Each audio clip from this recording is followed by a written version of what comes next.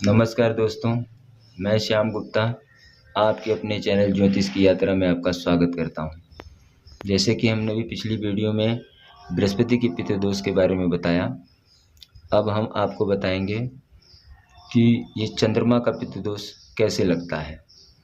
तो आप देखें अपनी कुंडली में चंद्रमा आपका 9वें खाने में यहाँ पे लिखा होगा। अगर चंद्रमा आपकी कुंडली में देखिए यहाँ लिखा है क्या, और बुध आपकी कुंडली में चौथे खाने में, उसी समय आप देखिए क्या बुध चौथे खाने में बैठा है।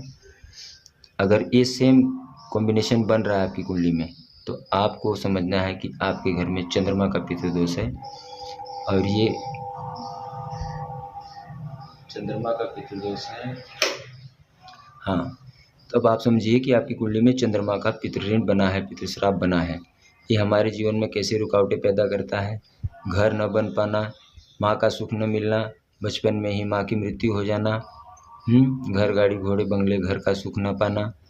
इस प्रकार से ये दोष आपको परेशानी देता है, जीवन में गरीबी देता है, दुख परेशानियाँ लगी रहती हैं और आदमी को समझ में नहीं आता कि मेरे जीवन में ये कौन सा क्यों रुकावटें हैं, मैं कुछ कर क्यों नहीं पा रहा हूँ, सब तो कर पा रहे हैं, मेरे से क्यों नहीं हो रहा है। तो ये आपके कुंडली में पितृऋण होता है। और मैं आपको इसी वीडियो में एक बात बता देना चाहता हूँ आप सबको कि ये पितृदोष बनता क्यों है।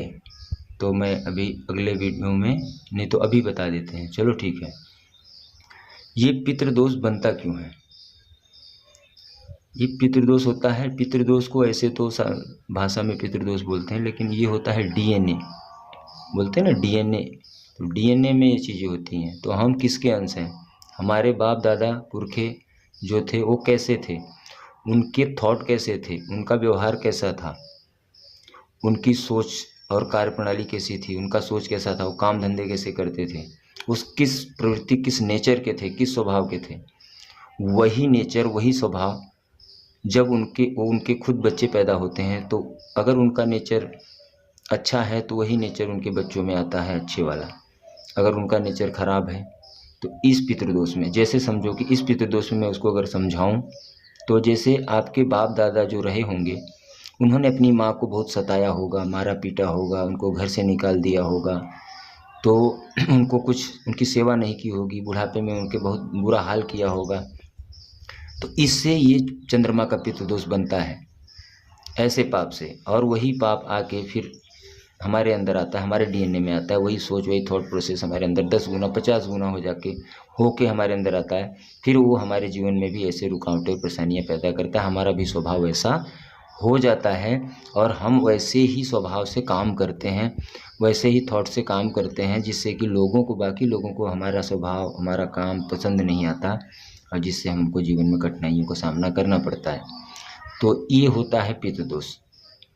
तो ऐसे बनता है पितृदोष। पितृदोष क्या है, आपका डीएनए, आपकी सोच, आपका स्वभाव, आपका कर्म।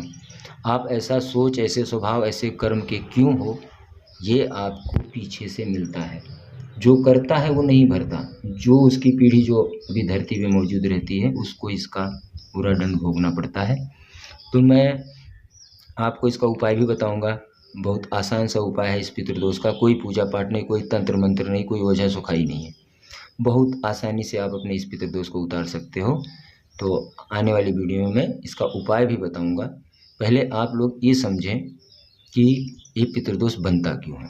तो आपने समझा, चंद्रमा 9 में बैठा हो और बुध उसी समय अगर खाना नंबर 4 में, जिसकी कुंडली में, आप अपनी कुंडली में देखिए, अपनी कुंडली सामने रखिए और तो पता चलेगा कि क्या है। और जो आप एस्ट्रोसेज पे कुंडलियाँ बनाते हैं, बाकी ऐप पे कुंडलियाँ बनाते हैं, उसमें आपको ये नहीं मिलेगा, पता ही नहीं चलेगा। तो इसके लिए आप कुंडली भी बनवाएं और हम आपकी कुंडली बनाएंगे। आप उसके लिए भी हमसे संपर्क कर सकते हैं।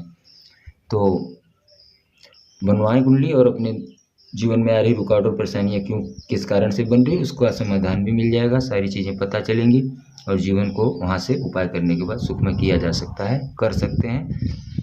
और बस इतना ही।